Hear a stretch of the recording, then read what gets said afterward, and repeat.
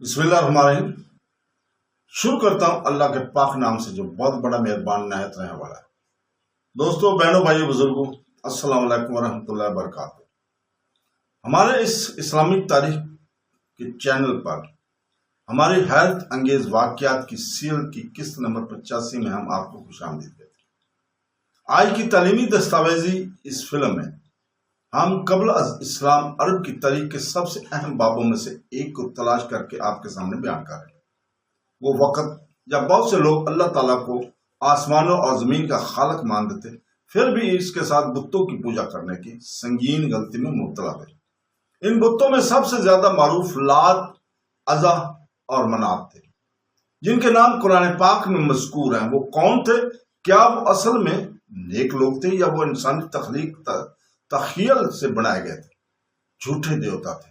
عربوں میں ان کی عبادت کیسے پھیلی اور اسلام نے ان طریقوں کا خاتمہ کیسے کیا؟ ہمارے ساتھ شامل رہیں، کیونکہ ہم مستند قرآنی آیات، معتبر احادیث اور تاریخی رپورٹس کا جائزہ لیتے ہوئے اس مشہور بتوں کے پیچھے کی حقیقت سے پردہ اٹھا رہے ہیں، اور خالص توحید کا لازوال سبق جسے ہر مسلمان کو سمجھنا چاہیے۔ پوری تاریخ میں بہت سی قومیں اللہ تعالیٰ کے ساتھ شرک کر کے اس کی عبادت سے دور ہو گئی تھی۔ اسلام سے پہلے کے عربوں میں 3 نام خاص طور پر مشہور ہوئے: لات، عزا اور منات۔ کیا وہ فرشتے تھے، دیوی تھے، یا وہ اصل میں نیک لوگ تھے جن کی یادیں بعد میں مسخ ہو گئی؟ عربوں نے ان بتوں کو اتنا بلند کیوں رکھا؟ بچوں کے نام ان کے نام کیوں رکھے گئے؟ اور اللہ تعالیٰ نے قرآن پاک میں ان کا ذکر کیوں کیا؟ آج کی تعلیمی اس ایپیسوڈ میں ہم ان کے تاریخی پس منظر کا جائزہ لے کر آپ کے سامنے بیان کریں گے، مستند اسلامی ذرائع کا جائزہ لیں گے اور یہ سمجھیں گے کہ اسلام کی آمد سے پہلے عربوں میں بت پرستی کس طرح پھیلی ہوئی تھی۔ ہم یہ بھی دیکھیں گے کہ قرآن پاک نے کس طرح ان باطل عقائد کو درست کیا اور خالص توحید کے پیغام کو بحال کیا۔ یہ محض 3 بتوں کی کہانی نہیں ہے، یہ ایک سبق ہے کہ جب لوگ الہی رہنمائی کو ترک کر دیتے ہیں تو جھوٹے عقائد آہستہ آہستہ سچائی کی جگہ کیسے لے لیتے ہیں۔ تو دوستوں، اس موضوع کو صحیح طور پر سمجھنے کے لیے ہمیں پہلے ایک اہم تاریخی حقیقت کو یاد رکھنا چاہیے۔ نبی کریم صلی اللہ علیہ وسلم کی نبوت سے پہلے مکہ میں رہنے والے عربوں نے اللہ تعالیٰ کے وجود کا مکمل انکار نہیں کیا۔ در حقیقت ان کا پختہ یقین تھا کہ اللہ ہی زمین اور آسمان کا خالق ہے۔ اس حقیقت کو اللہ تعالیٰ نے خود قرآن پاک میں بیان کیا ہے۔ سورہ عنکبوت آیت نمبر 61 میں اللہ تعالیٰ فرماتا ہے کہ اگر نبی صلی اللہ علیہ وسلم ان سے پوچھیں کہ آسمانوں اور زمین کو کس نے پیدا کیا اور سورج اور چاند کو کس نے مسخر کیا، تو وہ ضرور جواب دیں گے کہ اللہ۔ اس آیت سے صاف ظاہر ہوتا ہے کہ مشرکین عرب کا مسئلہ اللہ کے وجود پر کفر نہیں تھا۔ انہوں نے اللہ کو کائنات کا سب سے بڑا خالق اور برقرار رکھنے والا تسلیم کیا، تاہم اللہ کی عظمت کو تسلیم کرنے کے باوجود انہوں نے آہستہ آہستہ اس کی عبادت میں شریکوں کو متعارف کروایا۔ یہ حضرت ابراہیم علیہ السلام کی تعلیمات سے سب سے بڑا انحراف تھا، جنہوں نے کعبہ کو خالص توحید کی بنیاد پر قائم کیا تھا۔ قرآن پاک کی سورہ الزمر آیت نمبر 3 میں ان کی بت پرستی کی اصل وجہ بیان کرتا ہے۔ اللہ فرماتا ہے کہ خالص عبادت صرف اسی کی ہے۔ بت پرستوں کا دعویٰ تھا کہ وہ اپنے بتوں کو آزاد معبودوں کے طور پر نہیں پوجتے تھے، اس کی بجائے انہوں نے استدلال کیا کہ یہ بتوں نے ثالث کے طور پر کام کیا جو انہیں اللہ کے قریب کر دیں گے۔ دوسرے لفظوں میں ان کا خیال تھا کہ یہ شخصیات ان کی طرف سے شفاعت کر سکتی ہیں اور ان کی ضروریات کو پورا کرنے میں مدد کر سکتی ہیں۔ یہ غلط عقیدہ رفتہ رفتہ عربی معاشرے میں اپنی گہری جڑیں پکڑتا چلا گیا۔ اللہ تعالیٰ سے براہ راست دعا کرنے کے بجائے لوگوں نے بتوں کے ذریعے مدد مانگنا شروع کر دی، یہ مانتے ہوئے کہ یہ چیزیں روحانی اثرات رکھتی ہیں۔ اگرچہ انہوں نے اعتراف کیا کہ کائنات کو صرف اللہ تعالیٰ ہی کنٹرول کرتا ہے، لیکن انہوں نے غلط اندازہ لگایا کہ یہ بت اپنے اور اپنے خالق کے درمیان ثالث کا کام کر سکتے ہیں۔ ان بتوں میں سب سے زیادہ مشہور لات، عزا اور منات تھے۔ اللہ تعالیٰ سورہ نجم کی آیت نمبر 19 سے 23 میں ان کا نام لے کر پوچھتا ہے کہ کیا تم نے لات اور عزا اور منات کو تیسرا سمجھا ہے؟ اللہ تعالیٰ پھر اعلان کرتا ہے کہ یہ نام اس کی طرف سے کسی اختیار کے بغیر ایجادات کے سوا کچھ نہیں تھے۔ وہ خدائی رہنمائی کی بجائے محض مفروضوں، روایات اور ذاتی خواہشات کی پیروی کر رہے تھے۔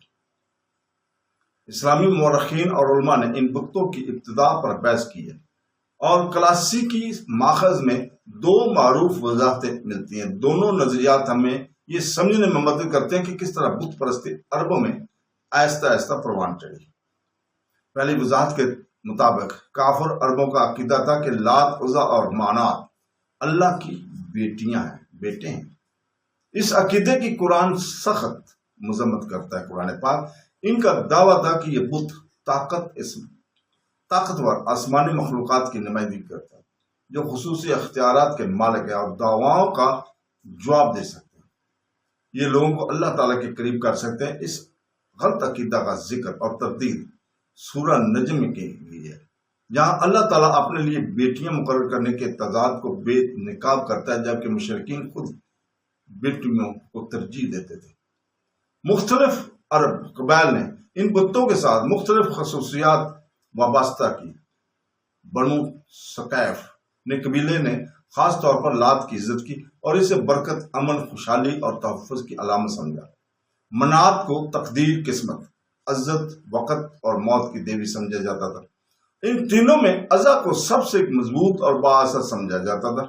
بہت سے مورخین عزا اور قدیم زرخیزی یا خوبصورتی کی دیوتاؤں کے درمیان مماثلت بھی نوٹ کرتے ہیں، جو پڑوسی تہذیبوں میں پوجا کی جاتی ہے۔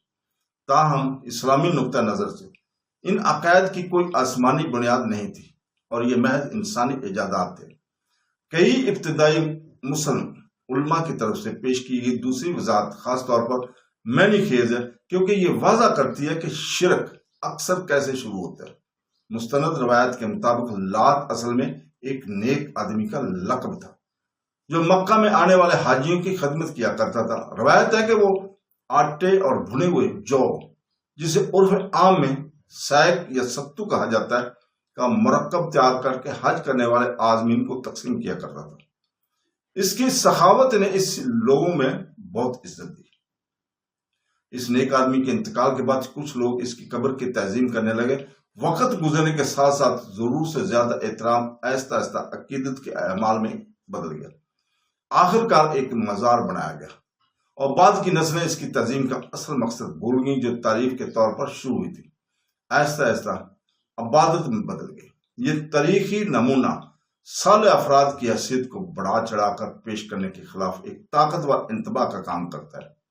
اس بات کا ثبوت کہ کافر عرب اب بھی حضرت ابراہیم علیہ السلام سے وراثت میں ملنے والی کچھ رسومات ادا کرتے تھے، یہ بھی صحیح حدیث سے مل سکتا ہے کہ صحیح بخاری میں حضرت عباس رضی اللہ تعالیٰ بیان کرتے ہیں کہ قریش حج کے دوران تلبیہ پڑھتے تھے، لبیک اللہم لبیک لا شریک اللہ۔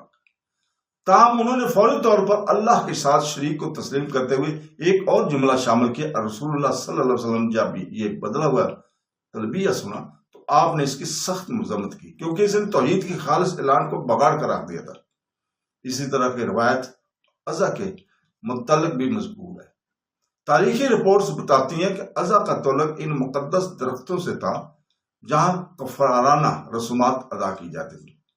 بعض روایت بیان کرتی ہیں کہ ایک عورت درختوں کے درمیان چھپ جاتی تھی اور اونچی آواز سے بولتی تھی، جس سے لوگوں کو یقین ہو جاتا تھا کہ بت خود ان سے بات کر رہا ہے۔ اس طرح کے طریقوں سے لوگوں کی تو ہم پرستی کو بڑھایا اور جھوٹی پرستش سے ان کا لگاؤ مضبوط کیا۔ جب ہجرت کے 8ویں سال آخر کار مکہ فتح ہوا تو رسول پاک صلی اللہ علیہ وسلم نے جزیرہ نماء عرب کو بت پرستی سے پاک کیا۔ انہوں نے بت پرستی کے بڑے مراکز کو تباہ کرنے کے لیے قابل اعتماد ساتھی مقرر کیے۔ حضرت خالد بن ولید رضی اللہ تعالیٰ عنہ کو عزا کو ہلاک کرنے کے لیے بھیجا گیا۔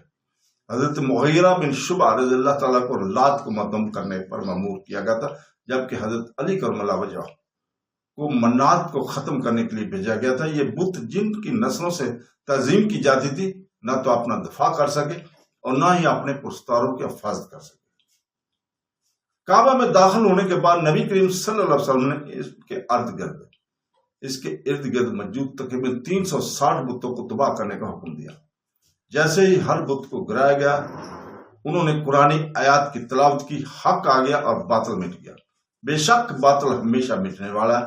اس تاریخی واقعہ کے ساتھ کعبہ کو صرف اللہ تعالی کی خالص عبادت کے لیے بحال کیا گیا تھا، جیسا کہ حضرت ابراہیم علیہ السلام نے ابتدا میں اسے قائم کیا تھا۔ لات، عزا اور منات کی کہانی اسلامی تاریخ کا ایک اہم ترین سبق سکھاتی ہے۔ شرک ہمیشہ اللہ کا کھلم کھلا انکار کرنے سے شروع نہیں ہوتا، بلکہ یہ اکثر اس وقت شروع ہوتا ہے جب لوگ صالح افراد کی حیثیت کو بڑھا چڑھا کر پیش کرتے ہیں، خدائی اختیار کے بغیر ثالثوں کی تلاش کرتے ہیں اور رفتہ وحی کو روایات اور ذاتی خواہشات سے بدل دیتے ہیں۔ قرآن پاک بار بار مومنوں کو خالص توحید کی طرف بلاتا ہے، انسانیت کو یاد دلاتا ہے کہ عبادت، دعا، امید، خوف اور بھروسہ صرف اللہ تعالیٰ کے لیے ہے۔ اللہ تعالیٰ ہمیں ہر قسم کے شرک سے محفوظ رکھے، توحید کے فہم کو مضبوط کرے اور ہمارے دلوں کو اس کے ہدایت سے مضبوطی سے جوڑ دے۔ آمین ثم آمین۔ اللہ حافظ۔